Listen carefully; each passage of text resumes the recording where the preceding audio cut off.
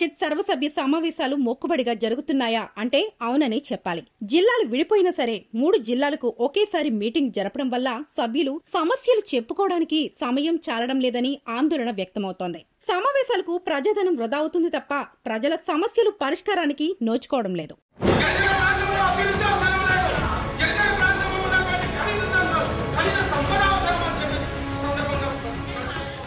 విశాఖ జిల్లా అనకాపల్లి, అల్లూరి, విశాఖ జిల్లాలుగా విడిపోవడం తెలిసిందే.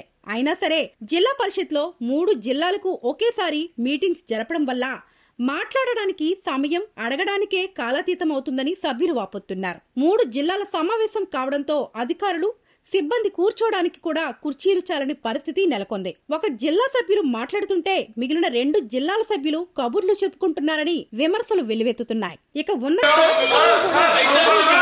వైసీపీ సభ్యుల మధ్య వాద ప్రతివాదాలతో వృధా అవుతోంది.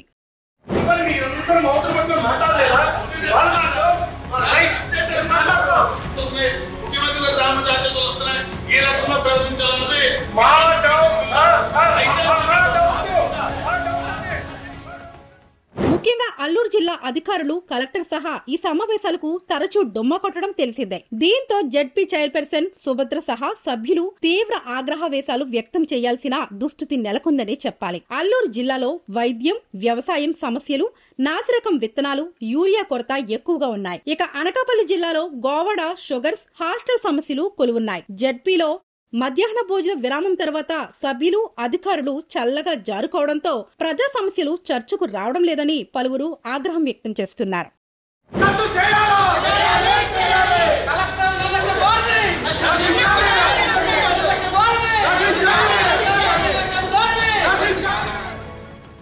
ఇటీవల జరిగిన సర్వసభ్య సమావేశంలో పలువురు సభ్యులు 3 జిల్లాలకు 3 సార్లు సమావేశాలు నిర్వహించాలని డిమాండ్ చేశారు. వీలుంటే అల్లూరు జిల్లాకి అక్కడ ఐటీడీఏలో సమావేశం నిర్వహించాలని జడ్పీటీసీ, ఎంపీటీసీ సభ్యులు సూచించారు. అల్లూరు జిల్లా అధికారుల తీరు, మేము విశాఖ వచ్చేది లేదు, మీరే అక్కడికి రండి అన్నట్టు ఉందని సభ్యులు చెబుతున్నారు. అక్టోబర్లో జరిగిన మీటింగ్ కి అల్లూరు జిల్లా అధికారులు రాకపోవడంతో సభ్యులు పోడియం వద్ద బైఠాయించడం, వాకౌట్ చేయడం తెలిసిందే.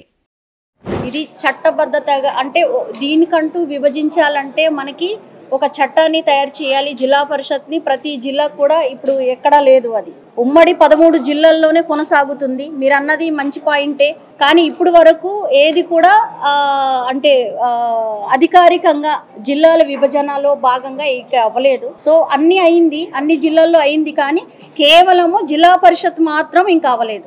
అది అయిన వెంటనే మేము ఖచ్చితంగా ప్రతి ఏ జిల్లాలో ఆ జిల్లాలోనే మేము ఏర్పాటు చేస్తాం.